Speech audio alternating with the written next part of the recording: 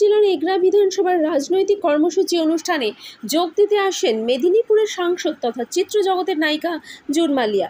এছাড়া উপস্থিত ছিলেন এগরা বিধানসভার বিধায়ক তরুণ কুমার মাইতি, সমবায় দীনেশ প্রধান, পঞ্চায়েত সমিতির সভাপতি শাহনাজ বেগম।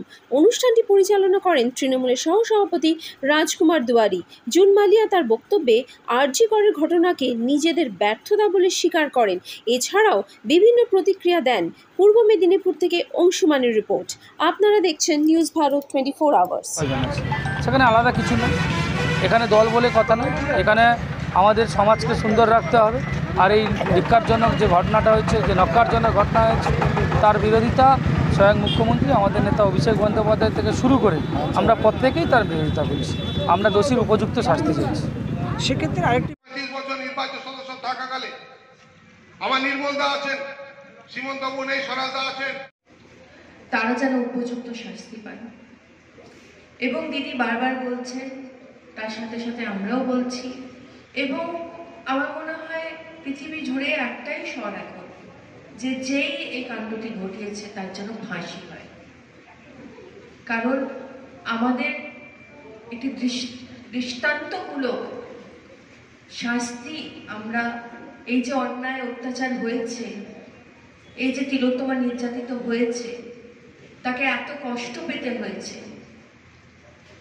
তার যেন একটা দৃষ্টান্তমূলক শাস্তি হয়, যাতে আগামী দিনগুলোতে কেউ যেন এরকম না করতে পারে। এবং যদি কোনো মহিলার দিকে বা মেয়ের দিকে যদি একবারও তারা চোখ তুলে দেখতেও চায়, তাহলেও যেন এই শাস্তির কথা তাদের বারবার যেন সেটা মনে করিয়ে দেয় যে অন্যায় করলে তার শাস্তি তারা পাবে।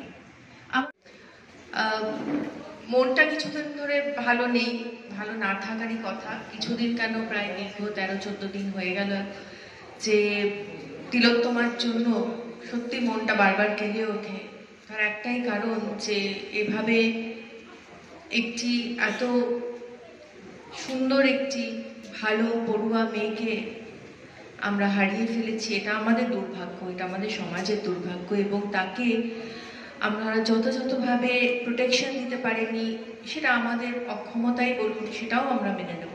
কিন্তু এটা সত্যিই দুর্ভাগ্যজনক একটি ঘটনা, কারণ এই ঘটনা যেটা ঘটেছে তিলোত্তমার সাথে, সেটা আমাদের বিধানসভায় মাইনাস হয়েছে বলে আমি মাইনাস পেয়েছি বলে আগামী দিনে বিধানসভা নির্বাচন হবে, সেটাও উনার বিধানসভায় মাইনাস হয়েছে বলে আমি মাইনাস পেয়েছি বলে আগামী দিনে বিধানসভা নির্বাচন হবে, সেটাও উনার বিধানসভায় মাইনাস হয়েছে বলে আমি মাইনাস পেয়েছি বলে আগামী দিনে বিধানসভা নির্বাচন হবে, সেটাও উনার